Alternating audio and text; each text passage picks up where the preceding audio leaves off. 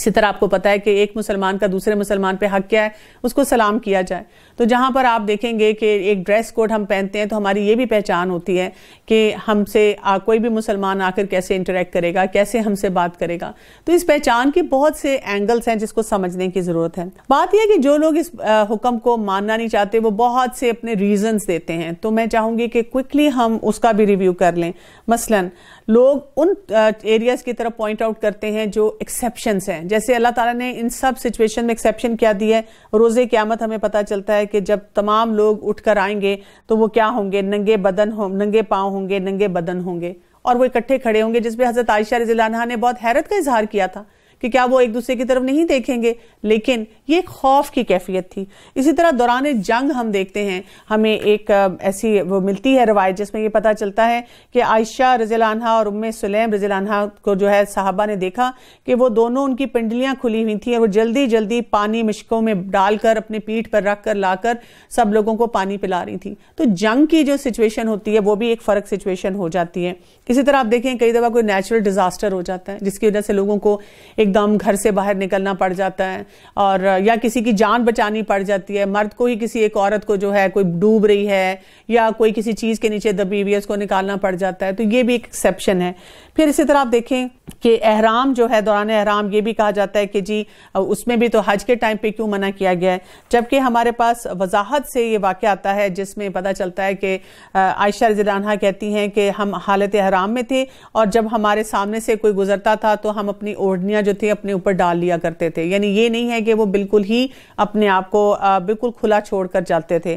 پھر آپ دیکھیں کئی دفعہ معاشرتی مجبوریاں ہوتی ہیں، جیسے کوئی ملازمین ہوتے ہیں گھروں میں انہوں نے کام کرنا ہوتا ہے. اب وہ یہ نہیں کر سکتی کہ وہ جلباب اوڑھ کر پوچھا لگا رہی ہیں، گھر کی صفائی کر رہی ہیں، کھیتوں میں کام کر رہی ہیں. تو وہاں پر ان کو تھوڑی تھوڑی ریلیکسیشن اس طرح کی ہوتی ہیں. یہ نہیں ہے کہ بالکل آپ کھلم کھلا سب کچھ چھوڑ دیں، لیکن اس میں تھوڑی سی ریلیکسیشن ملتی ہے کہ وہ اپنے کام کو آسانی سے کر سکیں. لیکن نارمل حالات ہمیں کیا بتاتے ہیں؟ نارمل حالات ہمیں یہی بتاتے ہیں کہ خواتین کو گھر سے نکلتے ہوئے ایک ڈریس جو ہے وہ استعمال کرنا چاہیے. اسی طرح ہم دیکھتے ہیں کہ جیسے ایک دفعہ ام سلمہ اور میمونہ رضی اللہ عنہم جو تھیں وہ آپ صلی اللہ علیہ وسلم کے پاس بیٹھی ہوئی تھیں اور وہ جو بلائنڈ صحابی تھے، نابینا صحابی تھے، ابن ام مکتوم وہاں پر آئے تو آپ نے ان کو پردے کے لیے کہا. جب انہوں نے کہا کہ یہ تو نابینا ہے تو ان کو کیا کہا گیا تھا کہ آپ تو سب کچھ دیکھ سکتے ہیں. تو یہ جو یہاں پہ بات ہمیں پتہ چلتی ہے یہ بہت اہم ہے جس کو کہ ہم سمجھیں اور ہم یاد رکھیں کہ ہمیں اسی طرح سے چلنا ہے. بات یہ ہے کہ ہم جو بھی جواز دے دیں یہ ہمیں بات سمجھ لینی چاہیے کہ چادر سر پہ ڈالنے کا کیا مطلب ہے، کہ وہ کس طرح سے ہمارے جسم کو پورا کور کرے گی. پھر یہ کہ اگر حج کے موقع پہ ممانت ہے تو اس سے کیا پتہ چلتا ہے کہ یہ بات ثابت کرتی ہے کہ عام دنوں میں اس کو جو ہے اس طرح سے آپ نے پراپر طریقے سے کور کرنا ہے. اسی لیے حج میں تھوڑی سی ریلیکسیشن جو ہے وہاں پہ دے دی گئی ہے. لیکن اس میں بھی جیسے میں نے آپ کے سامنے ذکر کیا کہ بالکل کھلم کھلا چھوڑنا جو ہے وہ نہیں نظر آتا. لوگ یہ بھی بات کہتے نظر آتے ہیں کہ یہ جناب ایسے ہی دینی لوگوں نے جو ہے ایک ایکسٹریمزم کا پہلو ہے جس کی وجہ سے نکالیے. قرآن میں اور سنت میں ہمیں کہیں یہ نہیں پتا چلتا.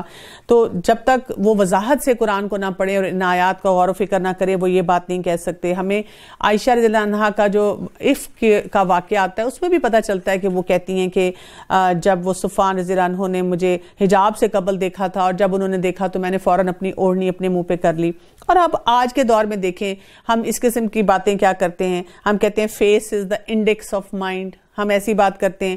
ہم جو محبت کرنے والے کہتے ہیں لو ایٹ فرسٹ سائٹ، یعنی کسی کی چادر کو دیکھ کے تو محبت نہیں ہوگی نا. اکثر اوقات لوگ شکلیں دیکھتے ہیں اور کہتے ہیں بس چہرہ ایک دفعہ دکھا دیں. تصویریں بھی جو لوگ مانگتے ہیں رشتے کے سلسلے میں وہ یہی بات کہہ رہے ہوتے ہیں. تو کاسمیٹکس بھی آپ دیکھیں وہ سب چہرے کے لیے استعمال ہو رہے ہوتے ہیں. اور عورت بھی فطرتاً اپنے چہرے کو ہی زیادہ جو ہے وہ بہت زیادہ سجاتی ہے اور اپنے آپ کو کرتی ہے. پھر اس قسم کی باتیں بہت کی جاتی ہیں کہ جی دل کا پردہ ہونا چاہیے، آنکھ میں حیا ہونی چاہیے، نیک جو ہے نیت صاف انسان کی ہونی چاہیے. بالکل ایسا ہونا چاہیے، آنکھ میں حیا بھی ہونی چاہیے، انسان کی نیت بھی صاف ہونی چاہیے، لیکن اس نیت کا اظہار جو ہے وہ عملاً ہونا چاہیے. بہت سی خواتین ایسی بھی بات کہتی نظر آتی ہیں کہ میرا تو بہت دل چاہتا ہے لیکن میں کیا کروں کہ میرا شوہر اس چیز کی اجازت نہیں دیتا. تو یاد رکھیے گا کہ رسول اللہ صلی اللہ علیہ وسلم نے فرمایا کہ خالق کی معصیت میں مخلوق کی اطاعت نہیں کی جا سکتی. لیکن اب اس کا یہ مطلب بھی نہیں ہے کہ ہم اپنے گھروں میں ایک قسم کا اکھاڑا بنا لیں, روز لڑائی جھگڑا ہو اور ہم ان کو کہیں کہ تم کتنے ظالم ہو اور تم جہنم میں جاؤ گے. یعنی اللہ تعالیٰ نے خواتین کو ایک سکل دیا ہوتا ہے, ایک طریقہ دیا ہوتا ہے کہ وہ بہت اچھے طریقے سے اپنے ہسبینڈ سے ریلیشن شپ بلڈنگ کرتے ہوئے ان کو اس طریقے سے مولڈ کر سکتی ہیں کہ وہ کیا کرنا چاہ رہی ہیں. اور سب سے بڑی بات یہ کہ اگر وہ اپنے شوہر کو یہ احساس دلا دیں کہ میری خوبصورتی صرف آپ کے لیے ہے, تو آپ دیکھیں کہ یہ احساس جو ہے ان کو ضرور موٹیویٹ کرے گا کہ ہاں میری بیوی جو ہے وہ باہر نکلتے ہوئے اپنے آپ کو پروٹیکٹ کرے. تو یہ جو ہے یہ ساری باتیں جو ہے ہمیں یاد رکھنے کی ضرورت ہے کہ جیسے یہ ہم سوچیں کہ یہ سوسائٹی بیکورڈ ہو رہی ہے اگر ہم اس قسم کے کام کر رہے ہیں. تو دیکھیں بیکورڈ ہونے کا تعلق تو یہ ہے نا کہ ہم سکلفل ہوتے ہیں کہ نہیں, تعلیم حاصل کرتے ہیں کہ نہیں. بیکورڈ ہونے کا تعلق اس بات سے نہیں ہے کہ اگر ہم اپنی پروٹیکشن کے لیے اپنے آپ کو جو ہے کور کرنے کی کوشش کرتے ہیں. مائیں بھی کئی دفعہ ایسی باتیں کہتی نظر آتی ہیں کہ اگر میں نے اپنی بیٹی کو اس طرح سے جلباب پہنا دیا, پردہ کروا دیا, تو پھر دیکھیں یہ نہ ہو کہ اس کا رشتہ نہیں آئے گا. اور کئی دفعہ جو رشتے لانے والے ہیں وہ بھی اس طرح کی باتیں کر کے انسیکیور کرتے رہتے ہیں. تو یہاں پہ یہ سوچنا چاہیے کیا جتنی بچیاں جنہوں نے حجاب نہیں پہنا اور جلباب نہیں پہنا ان سب کے رشتے ہو گئے؟ نہیں, ایسی حقیقت ہمیں نہیں نظر آتی سوسائٹی میں. تو اصل بھروسہ ہمارا ان تمام معاملات میں اللہ تعالیٰ کی طرف ہونا چاہیے. اور آپ دیکھیے اس آیت کے اینڈ میں اللہ تعالیٰ فرماتے ہیں وَقَانَ اللَّهُ غَفُورٌ رَحِيمًا.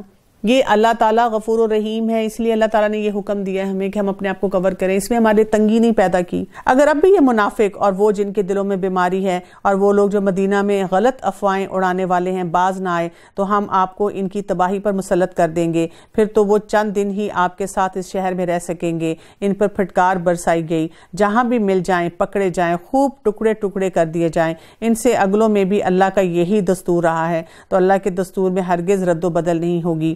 لوگ آپ سے قیامت کے بارے میں سوال کرتے ہیں, آپ کہہ دیجئے کہ اس کا علم تو اللہ ہی کو ہے. آپ کو کیا خبر, ممکن ہے قیامت بالکل ہی قریب ہو. اللہ نے کافروں پر لعنت کی ہے اور ان کے لیے بھڑکتی ہوئی آگ کو تیار کیا ہے. تو یہاں پر آپ دیکھیں کہ ان احکامات کے بعد وضاحت سے ہمیں بتایا جا رہا ہے کہ کن باتوں کو ہم نے اپنی زندگی میں اگر شامل کریں گے تو ہمارا اپنا ہی فائدہ ہے, صرف یہ کہ ہم اس بات کو سمجھ جائیں. پھر آپ دیکھیں کہ یہاں پہ آگ, بھڑکتی ہوئی آگ کی بات کی جا رہی ہے. انس بن مالک رضی اللہ عنہ فرماتے ہیں کہ نبی کریم صلی اللہ علیہ وسلم نے فرمایا سب سے کم عذاب والے جہنمی سے قیامت کے دن کہا جائے گا کہ زمین پر جو کچھ ہے اگر تیرا ہو جائے تو کیا تو اس کو اپنے عذاب سے بچنے کے لیے فدیے میں دینا پسند کرے گا؟ وہ کہے گا ہاں, تو اللہ تعالیٰ ارشاد ہوگا کہ میں نے تجھ سے دنیا میں اس کی نسبت بہت ہی کم کا مطالبہ کیا تھا. میں نے تجھ سے اس وقت وعدہ لیا تھا جب تو اپنے باپ آدم کی پیٹھ میں تھا کہ میرے ساتھ کسی کو شریک نہ بنانا, لیکن تو شرک کے بغیر نہ رہا. یعنی اللہ تعالیٰ نے ہم سے بہت تھوڑی چیزیں ڈیمانڈ کی ہیں, یہ بہت چھوٹی چھوٹی باتیں ہیں, لیکن ہم نے ان کو خود بلون آؤٹ آف پروپورشن کیا ہوا ہے, اتنا بڑھا دیا ہے کہ جیسے پتہ نہیں کیا کچھ ہو گیا ہے. آپ دیکھیں اکثر لوگوں کو جب کہا جاتا تھا کہ آپ جیسے حجاب کریں اور یا یہ کہ آپ اپنا نقاب کریں, اور نقاب بھی جیسے اوڑھنی میں اس میں نقاب کا بھی آ جاتا ہے کہ اپنے فیس کو کور کرنا. اب اس سلسلے میں علماء جو ہیں ان میں کچھ اختلافات ہیں. کچھ کہتے ہیں کہ یہ فرض ہے اور کچھ کہتے ہیں کہ نہیں, اس میں کچھ ایکسیپشنز ہمیں ملتی ہیں. لیکن ایک بات پہ تمام علماء جو ہیں وہ متفق ہیں کہ جہاں جہاں فتنہ ہو وہاں پر ایک عورت کو اپنے فیس کو بھی کور کرنا چاہیے. مثلا کون کون سی جگہیں جہاں فتنہ ہوتا ہے, جیسے آپ دیکھیں ہم شادی کے لیے جب فلی ڈریس جا رہے ہوتے ہیں, خوب تیار ہوتے ہیں, ہم اگر شاپنگ کے لیے نکلے ہوئے ہیں, مال میں جا رہے ہیں جہاں بہت سے مرد حضرات بھی ہیں. اسی طرح آپ دیکھیں جو ہمارے ایجوکیشنل انسٹیٹیوشنز ہیں اور وہ بچیاں وہاں پر پڑھنے کے لیے جاتی ہیں, تو جہاں جہاں پہ ہمیں لگتا ہے کہ بہت سارے مسئلے مسائل آتے ہیں تو کیا کرنے کی ضرورت ہے, یہ ایکسپیکٹ نہیں کرنا چاہیے کہ مرد اپنے آپ کو دیکھیں نا, وہ اپنی نظریں جھکائیں نا, وہ پردہ کریں نا, وہ یہ بات کریں. یہ بالکل illogical لاجک ہوتا ہے جو ہم پریزنٹ کرتے ہیں. اصل کام یہ کہ جو اللہ کا حکم ہے اس کی وہاں پہ اپلیکیشن کر لینی چاہیے. اور ایسے تمام معاملات میں ہم دیکھتے ہیں کہ اصل بات کیا ہوتی ہے کہ جتنا ہم اللہ کے حکم کے مطابق زندگی گزارتے ہیں اتنی ہمارے لیے جو ہے آسانیاں آتی ہیں. تو یہاں پر ہم یہ سمجھیں کہ انسان کی زندگی جو ہے اس کو بہتر بنانے کا ایک یہی فارمولا ہے جو یہاں پہ دیا جا رہا ہے, جس میں وہ ہمیشہ رہیں گے اور وہ کوئی حامی و مددگار نہ پائیں گے. اس دن ان کے چہرے آگ میں الٹ پلٹ کیے جائیں گے اور حسرت اور افسوس سے کہیں گے کاش ہم اللہ تعالیٰ اور رسول کی اطاعت کرتے. پہلی بات تو یہ کہ اس سورہ الاحزاب میں بہت زیادہ فوکس جو تھا نا ان پہ بھی تھا, منافقین پہ. کہ منافقین جو ہیں ان کے کیا رویے ہیں، کیونکہ وہ ڈبل فیسڈ ہوتے ہیں نا. تو اس ڈبل فیس کی وجہ سے آپ دیکھیں یہاں جو سزا بھی بتائی گئی ہے ان کے چہروں کی بتائی گئی ہے کہ ان کے چہرے کو کیا کیا جائے گا، آگ پر الٹ پلٹ، جیسے آپ باربیکیو نہیں بناتے ایسے پکڑ کے سلاخوں پہ آپ اس کو آگے پیچھے کرتے ہیں. پھر آپ دیکھیں کہ چہرے کا جب ذکر آ رہا ہے تو پھر ہمیں یہ بھی یاد رکھنا چاہیے کہ یہاں پہ خواتین کے لیے اور کون کون سے احکامات آ رہے ہیں. تو انسان کو خود ہی محتاط ہو جانا چاہیے اور سمجھ لینا چاہیے کہ ہمیں کسی قسم کا بھی ایسا معاملہ نہیں کرنا چاہیے جو اللہ کے احکامات کے خلاف ہو، اور کہیں گے کہ اے ہمارے رب، ہم نے اپنے سرداروں اور اپنے بڑوں کی مانی جنہوں نے ہمیں راہ راست سے بھٹکا دیا. پروردگار تو انہیں دگنا عذاب دے اور ان پر بہت بڑی لعنت فرما دے. اے ایمان والو، ان لوگوں جیسے نہ بن جاؤ جنہوں نے موسیٰ علیہ السلام کو تکلیف دی، پس وہ بات انہوں نے کہی تھی اللہ نے انہیں اس سے بری فرما دیا. اے ایمان والو، ان لوگوں جیسے نہ بن جاؤ جنہوں نے موسیٰ علیہ السلام کو تکلیف دی، بس جو بات انہوں نے کہی تھی اللہ نے انہیں اس سے بری فرما دیا، اور وہ اللہ کے نزدیک باعزت تھے. اے ایمان والو، اللہ سے ڈرو اور سیدھی سیدھی باتیں کیا کرو. کیا امپورٹنٹ فارمولا یہاں پہ دیا جا رہا ہے، یا ایھا الذین آمنوا اتقوا اللہ، اللہ کا تقوی اختیار کرو، وقولوا قولا سدیدا، سیدھی سیدھی بات کرو. اچھا کئی دفعہ لوگ یہ کہتے ہیں ہاں میں تو یہی کام کرتا ہوں، سیدھی سیدھی بات کرتا ہوں، منہ پر کسی کے بھی کوئی بات بول دی، چاہے کسی کی دل آزاری ہوتی ہے، کسی کو کوئی تکلیف ہوتی ہے، یہ نہیں کہا جا رہا. سیدھی بات کا کیا مطلب ہے؟ ہم جھوٹ نہ بولیں. سیدھی بات کا کیا مطلب ہے؟ ہم باتوں کو ٹویسٹ نہ کریں، ہم کسی کے بارے میں کوئی عجیب غریب کمپلیکیشن نہ نکالیں، لیکن اس میں جو تھوڑے سے جسے کہتے ہیں رولز ہیں، ایٹیکیٹس ہیں، مینرز ہیں، ان کو ضرور ہم اپنی نظر میں رکھیں تاکہ اللہ تعالیٰ تمہارے کام سنوار دے اور تمہارے گناہ معاف کر دے، تاکہ اللہ تعالیٰ تمہارے کام سنوار دے اور تمہارے گناہ معاف فرما دے. اور جو بھی اللہ اور اس کے رسول کی تابعداری کرے گا اس نے بڑی مراد پا لی. وَمَن يُطِعِ اللَّهَ وَالرَّسُولَ فَقَدْ فَازَ فَوْزًا عَظِيمًا. کتنی بڑی کامیابی کی یہاں بات کی جا رہی ہے نا. تو اگر فارمولا ہماری زندگی میں یہ ہو کہ جو بھی اللہ کی طرف سے بات آتی ہے میں نے بس اس کو اپلائی کرنا ہے اپنی زندگی میں نے اس کو کر لینا ہے، میں نے اس کے لیے جواز نہیں ڈھونڈنے، تو کیا ہے؟ آسانیاں ہی آسانیاں ہیں. ہم نے اپنی امانت کو آسمان اور زمین اور پہاڑوں پر پیش کیا، لیکن سب نے اس کو اٹھانے سے انکار کر دیا اور اس سے ڈر گئے، مگر انسان نے اٹھا لی اور وہ بڑا ہی ظالم اور جاہل ہے. آپ دیکھیں کئی جگہوں پہ ہم جب پڑھتے ہیں کہ انسان کے بارے میں کہا گیا، کہیں کہا گیا کہ وہ جلد باز ہے، کہیں کہا گیا کہ وہ کمزور ہے، کہیں پہ کچھ کہا گیا، اور یہاں پہ کیا آ رہا ہے؟ اِنَّهُ كَانَ ظَلُومًا جَهُولًا، کہ وہ جاہل ہیں. اور کئی دفعہ ہم ایسی باتوں کو پڑھ کے کہتے ہیں ٹھیک ہے اب ہم جاہل ہی ہیں تو بس پھر ہم ایسے ہی رہتے ہیں. نہیں، ہمیں بتایا ہی جا رہا ہے کہ ہمارے اندر کچھ نیچرل قسم کی فطری کمزوریاں کون سی ہیں، اور ان کمزوریوں کو سمجھتے ہوئے ہی اللہ تعالیٰ نے پورا سسٹم کریٹ کیا ہمارے لیے.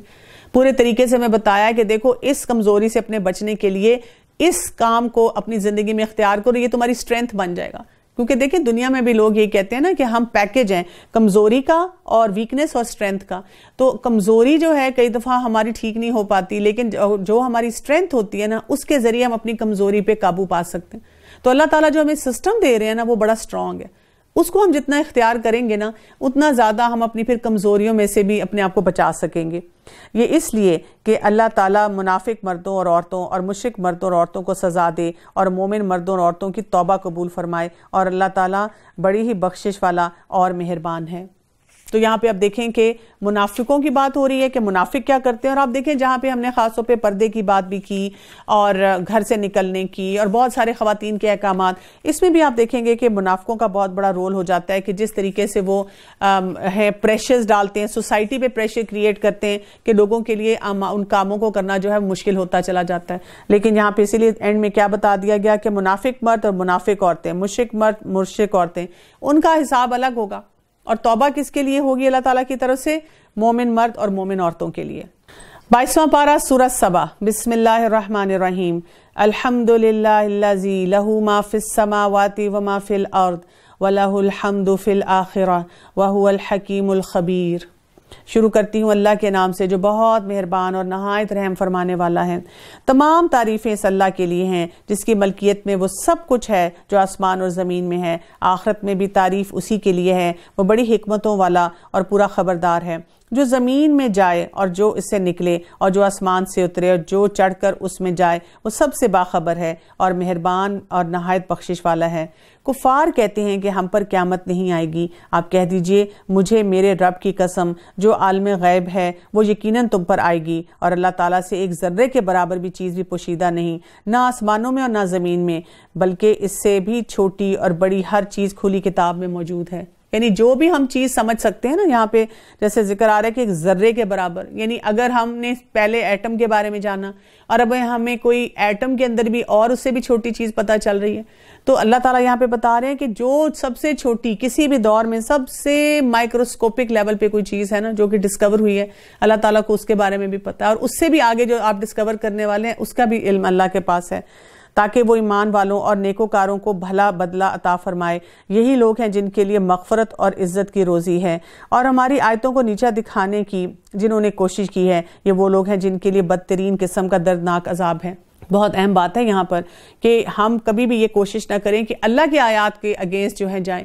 ہم یہ کہہ سکتے ہیں کہ میرے لیے اب ان کو پریکٹس کرنا مشکل ہو رہا ہے، مجھے ذرا تھوڑی سی مشکلات ہیں، مجھے تھوڑا سا ٹائم چاہیے، میں بیبی سٹیپس لے کر آگے بڑھوں، لیکن یہ آؤٹ رائٹ کہہ دینا کہ نہیں ایسے تو ہے ہی نہیں، لو یہ کیا بات ہوئی، یہاں پہ یہ حکم دے دیا اور وہاں پہ یہ حکم دے دیا، نعوذ باللہ، اس قسم کی باتوں سے اپنے آپ کو حد الوسع بچا کے رکھنا چاہیے۔ اور جنہیں علم ہے وہ دیکھ لیں گے کہ جو آپ کی جانب آپ کے رب کی طرف سے نازل ہوا ہے وہ سراسر حق ہے، اور اللہ غالب خوبیوں والے کی راہبری کرتا ہے۔ اور کافروں نے کہا آؤ ہم تمہیں ایک ایسا شخص بتلائیں جو تمہیں یہ خبر پہنچا رہا ہے کہ جب تم بالکل ہی ریزہ ریزہ ہو جاؤ گے تو پھر سے ایک نئی پیدائش میں آؤ گے۔ ہم نہیں کہہ سکتے کہ خود اس نے ہی اللہ پر جھوٹ باندھ لیا ہے یا اسے دیوانگی ہے، بلکہ حقیقت یہ ہے کہ آخرت پر یقین نہ رکھنے والے ہی عذاب میں اور دور کی گمراہی میں ہوں گے۔ کیا پس وہ اپنے آگے پیچھے آسمان اور زمین کو دیکھ نہیں رہے ہیں؟ دیکھا ہے کبھی آگے پیچھے آسمان اور زمین کو؟ اگر ہم چاہیں تو انہیں زمین میں دھسا دیں یا ان پر آسمان کے ٹکڑے گرا دیں، یقیناً اس میں پوری دلیل ہے اور اس بندے کے لیے جو دل سے متوجہ ہو۔ آپ دیکھیں کہ اب تو سوشل میڈیا نے یہ کام ہمارے لیے آسان کر دیا، کئی دفعہ ایسے کلپ ہماری نظروں کے سامنے سے گزرتے ہیں کہ اللہ نے کیسے بچایا لوگوں کو، کوئی گاڑی جا رہی ہے، کوئی بس جا رہی ہے، کوئی تودہ گر رہا ہے اور وہ انسان بچ گیا، اور کئی دفعہ دکھاتے ہیں کہ کیسے بیٹھے بیٹھے ایک انسان جو ہے اس کی جان چلی گئی۔ اور ہم نے داؤد علیہ السلام پہ اپنا فضل کیا، وَلَقَدْ آتَيْنَا دَاوُودَ مِنَّا فَضْلًا، اور ہم نے داؤد علیہ السلام پر اپنا فضل کیا۔ کیا تھا ان کے اوپر فضل؟ کہ اے پہاڑوں اس کے ساتھ رغبت سے تسبیح پڑھا کرو، اور پرندوں کو بھی یہ حکم دیا، اور ہم نے اسی کے لیے لوہے کو نرم کر دیا کہ تو پوری پوری زریں بنا اور جوڑوں میں اندازہ رکھ، تم سب نیک کام کرو، یقین مانو کہ میں تمہارے اعمال کو دیکھ رہا ہوں۔ اب آپ دیکھیں یہاں پہ داؤد علیہ السلام کا ذکر آ جاتا ہے، اور داؤد علیہ السلام کی کچھ خصوصیات جو ہیں ان کی طرف اشارہ کیا گیا ہے۔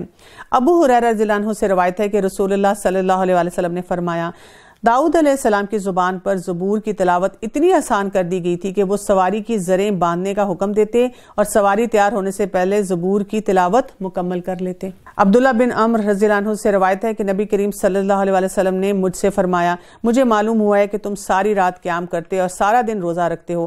میں نے کہا جی ہاں، تو آپ نے فرمایا اگر تم ایسا کرو گے تو تمہاری آنکھیں اندر دھنس جائیں گی اور کمزور ہو جاؤ گے۔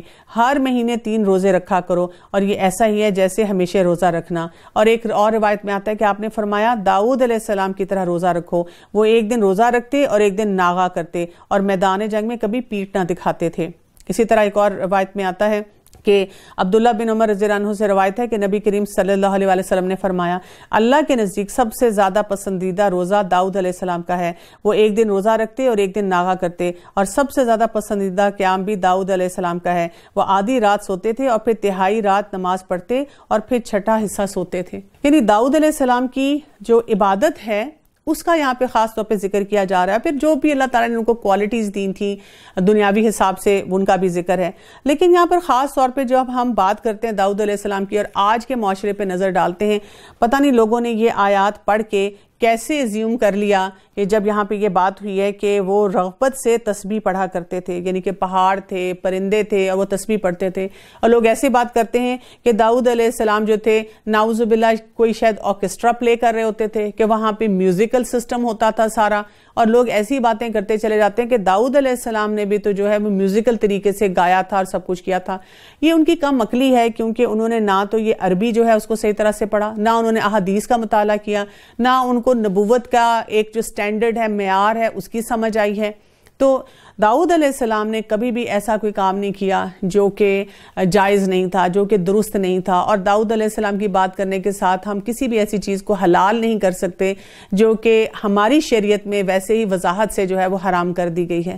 تو اس بارے میں بہت محتاط رویے سے بات کرنی چاہیے اور سمجھنا چاہیے۔ آپ دیکھیں نا، داؤد علیہ السلام روزے رکھتے تھے۔ کون سے ایسے لوگ ہیں جو کہ اس وقت بہت زیادہ میوزیکل ہیں اور وہ روزے رکھتے ہیں، تہجد گزار ہیں، اپنے وقت عبادت میں گزارتے ہیں، اللہ کے حکم کے مطابق زندگی گزارتے ہیں؟ یعنی ہمیں نہ تو ان کے مزاج میں وہ باتیں نظر آتی ہیں، نہ ان کے کردار میں وہ چیزیں نظر آتی ہیں۔ اور ہم نے سلیمان علیہ السلام کے لیے ہوا کو مسخر کر دیا کہ صبح کی منزل اس کی مہینے بھر کی ہوتی تھی اور شام کی منزل بھی، اور ہم نے ان کے لیے تانبے کا چشمہ بہا دیا، اور ان کے رب کے حکم سے بعض جنات ان کی ماتحتی میں ان کے سامنے کام کرتے تھے، اور ان میں سے جو بھی ہمارے حکم سے سرتابی کرتے ہم اسے بھڑکتی ہوئی آگ کا مزہ چکھائیں گے۔ جو کچھ سلیمان چاہتے وہ جنات تیار کر دیتے، مثلاً قلعے، مجسمے اور حوض کے بڑے بڑے لگن اور چولہوں پر جمی ہوئی مضبوط دیگیں۔ اے داؤد، ان کے شکریہ میں نیک عمل کرو، اور میرے بندوں میں سے شکر گزار بندے کم ہی ہوتے ہیں۔ آپ دیکھیں کہ یہاں پر شکر کی بات کی، اور ہم جانتے ہیں کہ داؤد علیہ السلام اور سلیمان علیہ السلام جو تھے وہ ویسے اللہ کے بہت شکر گزار بندے تھے۔ پھر جب ہم نے ان پر موت کا حکم بھیج دیا تو ان کی خبر جنات کو کسی نے نہ دی سوائے گھن کے کیڑے کے جو ان کے عصا کو کھا رہا تھا۔ بس جب سلیمان گر پڑے اس وقت جنہوں نے جان لیا کہ اگر وہ غیب دان ہوتے تو اس ذلت کے عذاب میں مبتلا نہ رہتے، کیونکہ جنوں کے بارے میں لوگ کیا کہتے ہیں، ایسی بات کہتے ہیں نا کہ وہ غیب کا جانتے ہیں۔ تو سلیمان علیہ السلام باقاعدہ طور پہ کھڑے ہوئے تھے اپنے محل میں، اور وہ جنات کو دیکھتے تھے، اور جنات ان کے ڈر سے سارے معاملات جو تھے ان کو نبھاتے تھے۔ تو وہ وہاں پہ ان کی جان جا چکی تھی، لیکن اللہ تعالیٰ نے ان کو اسی پوسچر میں رکھا جب تک کہ ان کا جو عصا تھا، جس اسٹک کے ساتھ وہ کھڑے ہوئے تھے، اس کو اس نے دیمک نے کھا نہیں لیا، اور اس کی وجہ سے وہ گرے۔ تو جنات کو تو پتہ ہی نہیں چلا۔ تو کتنی بڑی یہاں پہ دلیل دی جا رہی ہے۔ پھر یہاں اس کے بعد ہم دیکھتے ہیں کہ قوم سبا کا ذکر آ رہا ہے، جس کے نام پہ یہ سورت ہے۔ اللہ تعالیٰ ایک کنٹراسٹ ہمیں یہاں دے رہے ہیں۔ کنٹراسٹ میں کیا ہے کہ دو انبیاء کا ذکر کیا جا رہا ہے کہ اللہ تعالیٰ کے وہ نبی تھے، اور ساتھ یہ تھا کہ ان کے پاس کنگڈم تھی، سلطنت تھی، بادشاہ تھے، لیکن ان کے اندر اتنا کچھ ہونے کے باوجود جو کچھ اللہ نے دیا، شکر گزاری کا جذبہ کتنا زیادہ تھا۔ اور اس کے کنٹراسٹ میں ایک قوم سبا تھی جس کو اللہ تعالیٰ نے بہت نوازا تھا، لیکن اس نے کیسے ناشکری کی تھی۔ اس میں کیا آتا ہے؟ قوم سبا کے لیے اپنی بستیوں میں اللہ تعالیٰ کی نشانی تھی، اور ان کے دائیں بائیں دو باغ تھے۔ ہم نے ان کو حکم دیا تھا کہ اپنے رب کی دی ہوئی روزی کھاؤ اور اس کا شکر ادا کرو، اور یہ عمدہ شہر اور وہ بخشنے والا رب ہے۔ لیکن انہوں نے روگردانی کی تو ہم نے اس پر زور کے سیلاب کا پانی بھیج دیا، اور ہم ان کے ہرے بھرے باغوں کے بدلے دو ایسے باغ دیے جو بدمزہ میوے والے اور بکثرت جھاؤ اور کچھ بیری کے درخت والے تھے۔ ہم نے ان کی ناشکری کا بدلہ انہیں دیا، اور ہم سخت سزا بڑے بڑے ناشکروں کو ہی دیتے ہیں۔ یہاں پہ کیا کہا جا رہا ہے؟ ذالک جزیناہم بما کفروا، یعنی کیا ہوا تھا؟ ان کو جزا کس وجہ سے دی گئی تھی؟ ان کے کفر کی وجہ سے۔ کیونکہ آپ دیکھیں اکثر جگہوں پہ کفر اور شکر کو اپوزٹ لایا جاتا ہے۔ تو انہوں نے کیا کیا؟ اللہ نے جو نعمتیں دی ہوئی تھیں اس کی ناشکری کی۔ اور آپ دیکھیں ہر دور میں ایسے ہوتا ہے۔ یعنی آپ دیکھیں اگر ہم ایک چیز کا رونا رو رہے ہوتے ہیں نا، چینی کی قلت ہوگی، چینی نہیں، چینی نہیں، چینی نہیں، پھل کتنا ہے اس پہ شکر ادا کریں۔ سانس لے رہے ہیں، کھانا کھا رہے ہیں، ابھی بھی گھر میں کسی چیز کی کمی نہیں ہے۔ یعنی ایک اگر کام ہماری زندگی میں نہ ہو تو اس کے لیے آپ سوچیں ہمارا ہنگامہ کتنا ہوتا ہے۔ گرمی گرمی گرمی، اوف اللہ، گرمی گرمی گرمی، لیکن اللہ نے کتنی نعمتیں دی ہیں، پنکھے دیے ہیں، کہیں اے سی بھی دیے ہیں، باقی ہوائیں بھی اللہ تعالیٰ چلاتا ہے، بارشیں بھی اللہ تعالیٰ کرتا ہے، اور اس گرمی کی وجہ سے کیسے کیسے پھل ہمیں مل رہے ہوتے ہیں، کیسی کیسی کھانے پینے کی چیزیں مل رہی، ایون سن لائٹ اس کا استعمال کہاں کہاں پہ کیسے ہو رہا ہے، لیکن ہم اس کو نہیں سمجھتے۔ سردیوں میں گرمیاں یاد آتی ہیں، گرمیوں میں سردیاں یاد آتی ہیں۔ جو چیز ہمارے پاس ہے اسی پہ بس ہم ناشکری کی طرف جاتے ہیں۔ ہم نے ان کے اور ان بستیوں کے درمیان جن میں ہم نے برکت دے رکھی تھی چند بستیاں اور آباد کر رکھی تھی جو سر راہ ظاہر ہوتی تھیں، اور ان میں چلنے کی منزلیں مقرر تھیں، اور ان میں راتوں اور دنوں کو بامن و امان چلتے پھرتے رہو۔ یعنی آپ دیکھیں کہ اللہ تعالیٰ پورا نقشہ کھینچتے ہیں کہ کیسے وہ بلیس تھے، یعنی کہ ان کے درمیان اور باقی جو علاقے تھے ان کے درمیان میں بھی ریسٹ ایریاز بھی آ رہے ہیں، اور وہاں پہ بہت کچھ اللہ تعالیٰ کی طرف سے نعمتیں بھی موجود ہیں۔ لیکن انہوں نے پھر کہا، اے ہمارے پروردگار، ہمارے سفر دور دراز کر دے، چونکہ خود انہوں نے اپنے ہاتھوں اپنا برا کیا، اس لیے ہم نے انہیں فسانوں کی صورت میں کر دیا اور ان کے ٹکڑے ٹکڑے اڑا دیے۔ ان فی ذالک لآیات لکل صبار شکور، اور بے شک ہر صبر شکر کرنے والے کے لیے اس ماجرے میں بہت سی عبرتیں ہیں۔ یعنی اگر ہم نے یہ سیکھنا بھی ہے نا کہ اس سے ہمیں کیا سبق ملتا ہے، تو اس کے لیے ہمیں صبر بھی کرنا پڑے گا اور ہمیں شکر گزار بھی ہونا پڑے گا. کیونکہ جو انسان صبر نہیں کرتا، امپلسو بیہیویئر کے ساتھ رہتا ہے، اور جس کے اندر شکر نہیں ہے، گریٹیٹیوڈ نہیں ہے، تو وہ کیا کرے گا؟ وہ اس کو سن کے بھی کہے گا ہاں دیکھا ہماری بھی ایسی مصیبتیں ہیں. ایک ہوتا ہے نا کہ ہم کسی کا کوئی مسئلہ سنتے ہیں تو ہم کہتے ہیں اللہ تیرا شکر ہے، تو نے مجھے اس سے محفوظ رکھا، اللہ تو نے مجھے اپنی حفظ و امان میں رکھا. اور ایک ہوتا ہے کہ ہم کسی کی مشکل سن کے کیا کرتے ہیں، ہم اور زیادہ شکایتی رویے پہ جاتے ہیں. کسی بہن نے کہا کہ تمہیں پتہ نہیں میرے سسرال والے توبہ میرے سر پہ بیٹھے رہتے ہیں، اور دوسری کہتی ہے تمہیں کیا پتہ، آؤ میں تمہیں اپنی کہانی سناتی ہوں. بجائے اس کے اس کو سوچے کہ اللہ تیرا شکر ہے کہ اگر میرے کوئی سسرال والے میرے ساتھ رہتے بھی ہیں تو وہ کتنا اچھا معاملہ کرتے ہیں. اور شیطان نے ان کے بارے میں اپنا گمان سچ کر دکھایا. یہ لوگ سب کے سب اس کے تابعدار بن گئے سوائے مومنوں کی ایک جماعت کے. شیطان کا ان پر کوئی زور نہ تھا مگر اس لیے کہ ہم ان لوگوں کو جو آخرت پر ایمان رکھتے ہیں ظاہر کر دیں، ان لوگوں میں سے جو اس سے شک میں ہیں. اور آپ کا رب ہر چیز کو جانتا ہے. کہہ دیجئے کہ اللہ کے سوا جن جن کا تمہیں گمان ہے سب کو پکار لو. نہ ان میں سے کسی کو آسمان و زمین میں سے ایک ذرے کا اختیار ہے، اور نہ ان کا ان میں کوئی حصہ، نہ ان میں سے کوئی اللہ کا مددگار ہے.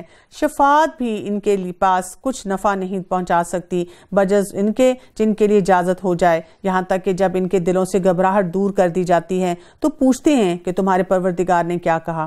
جواب دیتے ہیں کہ حق فرمایا اور وہ بلند و بالا اور بہت بڑا ہے. پوچھئے کہ تمہیں آسمان اور زمین سے روزی کون پہنچاتا ہے؟ جواب دیجئے کہ اللہ تعالیٰ. سنو، ہم یا تم یا تو یقیناً ہدایت پر ہیں یا کھلی گمراہی میں ہیں. کہہ دیجئے ہمارے کیے ہوئے گناہوں کی بابت تم سے کوئی سوال نہ کیا جائے گا، نہ تمہارے اعمال کی باز پرسی ہم سے کی جائے گی. انہیں خبر دے دیجئے کہ سب کو ہمارا رب جمع کر کے پھر ہم میں سے سچے فیصلے کر دے گا، اور وہ فیصلے چکانے والا ہے. کہہ دیجئے اچھا مجھے بھی تو انہیں دکھا دو جنہیں تم اللہ کا شریک ٹھہرا کر اس کے ساتھ ملا رہے ہو. ایسا ہرگز نہیں، بلکہ وہی اللہ ہے غالب اور باحکمت. ہم نے آپ کو تمام لوگوں کے لیے خوشخبریاں سنانے والا اور ڈرانے والا بنا کر بھیجا ہے. ہاں مگر یہ صحیح ہے کہ لوگوں کی اکثریت بے علم ہے. یعنی یہاں پہ کیا کہا گیا کہ لوگ ایکچولی جانتے نہیں ہیں، نہ وہ خوشخبریوں کو سمجھتے ہیں اور نہ وہ ڈراوے کو سمجھتے ہیں، نہ وہ اس چیز کے بارے میں سوچتے ہیں کہ کون سی جگہ ہے جہاں ہمیں محتاط ہو جانا ہے. پوچھتے ہیں کہ وہ وعدہ کب ہے؟ سچے ہو تو بتا دو. جواب دیجئے کہ وعدے کا دن ٹھیک معین ہے جس سے ایک ساتھ نہ تم پیچھے ہٹ سکتے ہو اور نہ آگے بڑھ سکتے ہو. اور کافروں نے کہا ہم ہرگز نہ تو اس قرآن کو مانیں گے نہ اس سے پہلے کی کتابوں کو. اور اے دیکھنے والے، کاش کہ تو ان ظالموں کو اس وقت دیکھتا جبکہ وہ اپنے رب کے سامنے کھڑے ہوئے ایک دوسرے کو الزام لگا رہے ہوں گے. کمزور لوگ بڑے لوگوں سے کہیں گے کہ اگر تم نہ ہوتے تو ہم مومنوں میں سے ہو جاتے. اور یہ بڑے لوگ ان کمزوروں کو جواب دیں گے کہ کیا تمہارے پاس ہدایت آ چکنے کے بعد ہم نے تمہیں اس سے روکا تھا؟ نہیں، بلکہ تم خود ہی مجرم ہو. یعنی آپ دیکھیں کہ اس کو ہم کہتے ہیں کہ کچھ لوگوں کے اندر نا ایک کوالٹی ہوتی ہے کہ وہ فار سائٹڈ ہوتے ہیں. جو آج کام کر رہے ہوتے ہیں نا تو وہ ساتھ ساتھ سوچ رہے ہوتے ہیں کہ اس کا اثر آگے کہاں ہوگا، اس کے اثرات کیا کیا جائیں گے، پروبیبلٹی کیا ہے. جیسے آپ دیکھیں لوگ سٹاکس میں جب انویسٹ کرتے ہیں، بزنسز میں کرتے ہیں، تو پروبیبلٹی پہ کرتے ہیں نا. تو اللہ تعالیٰ ہمیں بتا رہے ہیں کہ یہ ان کو نہیں نظر آیا ہے پروبیبلٹی کہ جو یہاں پہ یہ کام غلط کر رہے ہیں اس کا آگے جا کے کیا اثر ہوگا.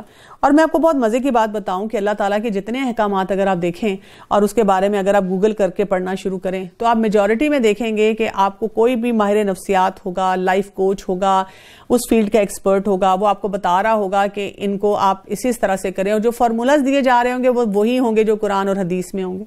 لیکن آپ دیکھیں کہ ہماری عقل تو نہ ہمیں دین پہ چلنے دیتی ہے، نہ ہمیں سنت کے مطابق زندگی گزارنے دیتی ہے، اور نہ ہی ان فارمولاز کو اڈاپٹ کرنے دیتی ہے. یعنی دنیا میں آپ کسی سے بھی پوچھ لیں سچ جھوٹ کے بارے میں، وہ آپ کو وہی بات بتائیں گے.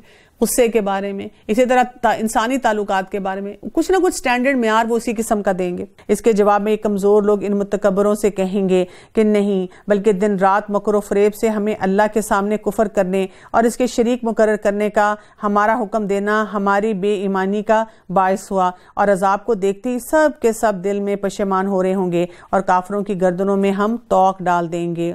حل یجزون الا ما کانوا یعملون، اور انہیں صرف ان کے کیے کرائے اعمال کا بدلہ دیا جائے گا. یعنی اللہ تعالیٰ کی طرف سے کوئی ظلم نہیں ہو رہا. جو انہوں نے کیا، جیسے ہم کہتے ہیں نا کہ جو آپ بوئیں گے وہی آپ کاٹیں گے.